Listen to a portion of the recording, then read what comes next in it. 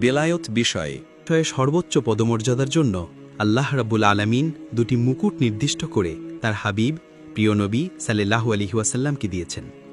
মুকুট সংখ্যা দুটি বেলায়তে ওজমায় অধিষ্ঠিত সুমহান শ্রেষ্ঠত্বের মর্যাদা সম্পন্ন দুজনই এ মুকুটদ্বয়ের অধিকারী। আর মুকুটদ্বয়ের একটি বাগদাদের সৈয়দ আব্দুল কাদির জিলানী রহমতুল্লাহ আলাই সাহেবের, অপরটি মাইজভান্ডারের সৈয়দ আহমদুল্লাহ রহমতুল্লাহ আলাই সাহেবের। শির মুবারকে রসুলুল্লাহ সাল্লাল্লাহু আলাইহি ওয়াসাল্লাম নিজ হাত মুবারকে পরিয়ে দিয়েছেন।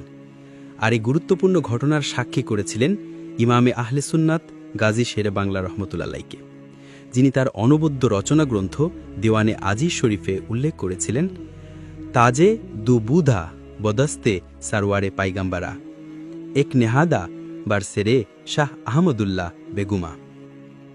প্রিয় নবীজি সাল্লাল্লাহু আলাইহি ওয়াসাল্লামের মুবারক হস্তে থাকা দুটি তাজের একটি নিশ্চিত রূপে সৈয়দ শাহ আহমদুল্লাহ সাহেবের মস্তক মুবারকে পরিয়ে দেওয়া হয়েছে।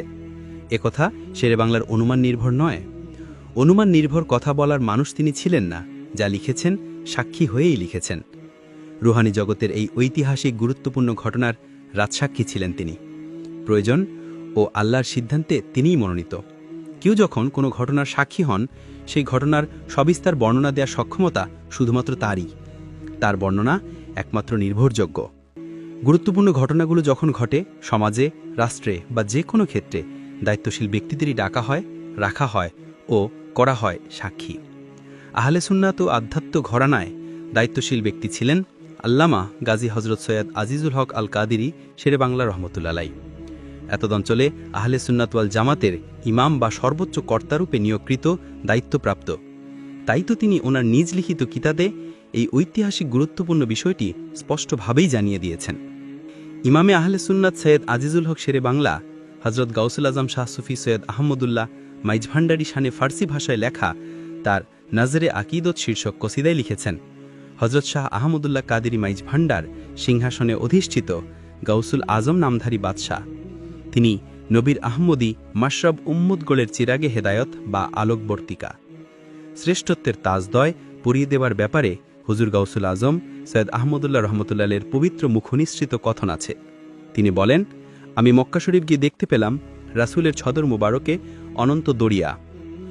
আমি এবং আমার ভাই পিরানি পীর সৈয়দ আব্দুল কাদির জিলানী রহমতুল্লাহ আলাই ওই দরিয়াতে ডুব দিলাম।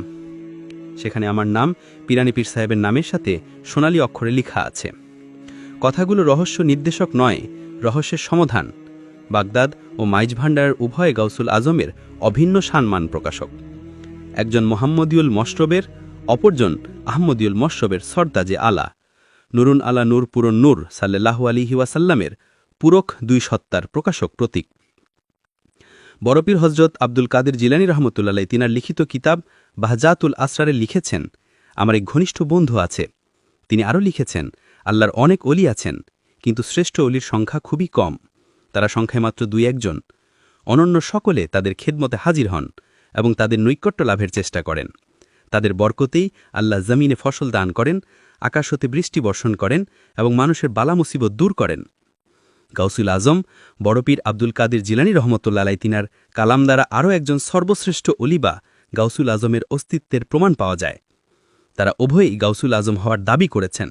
তাই তো বিখ্যাত বুজুর্গ হজরত মাওলানা বজলুল করিম মন্দাকিনী রহমতুল্লাহ আলাই হজরত গাউসুল আজম সৈয়দ আহমদুল্লাহ মাইজভান্ডারি কেবলার শানে লিখেছেন, গাউসে ধন জগতের সুলতান হজরত পীরনে পীরের পদে পদমান, গাউসে ধন জগতের সুলতান।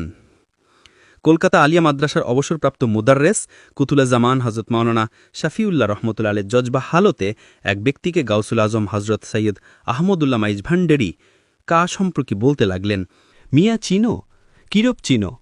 600 বছরের মধ্যে এইরূপ অলিউল্লাহ পৃথিবীতে আসেননি। উল্লেখিত বাণী হতে স্পষ্ট বোঝা যায় যে ইহা 600 গুণ 3 বছরের একটা দায়রাবৃত্ত। এই দায়রাবৃত্তটি পর্যায়ক্রমে হজরত ঈসা আলাইসাল্লামের জন্ম প্রথম খ্রিস্টাব্দে হতে হজরত মুহাম্মদ সাল্লাল্লাহু আলাইহি ওয়াসাল্লাম থেকে গাউসুল আজম হজরত শাইখ আব্দুল কাদের জিলানী রহমতুল্লাহ আলাই থেকে গাউসুল আজম হজরত শাইদ আহমদুল্লাহ মাইজভান্ডারি রহমতুল্লাহ আলের জন্ম 1826 খ্রিস্টাব্দ পর্যন্ত মোট 1800 বছরের একটা দায়রাবৃত্ত। মহিউদ্দিন ইবনুল আরাবি রহমতুল্লাহ তার ফুসুস উল হিকম কিতাবা বলেন, খাতিমুল আউলিয়া রাসূলুল্লাহর বিভিন্ন রূপের মধ্যে শ্রেষ্ঠতম রূপ। খাতিমুল আউলিয়ার বর্ণনা অনুসারে গাউসুল আজম হজরত সৈয়দ আহমদুল্লাহ মাইজ ভান্ডারীর হলেন প্রথম খাতিমুল আউলিয়া। মিশরের আল আজহার বিশ্ববিদ্যালয়ের রেক্টর সাহেব মরহুম ব্যারিস্টার বজরুস সাত্তারকে বলেন, you are lucky you have come from the birth place of Gausul Azam Hazrat Ahmadullah মাইজ ভান্ডারী, যার অর্থ তুমি ভাগ্যবান, তুমি গাউসুল আজম হজরত আহমদুল্লাহ মাইজ ভান্ডারীর জন্মস্থান থেকে এসেছ।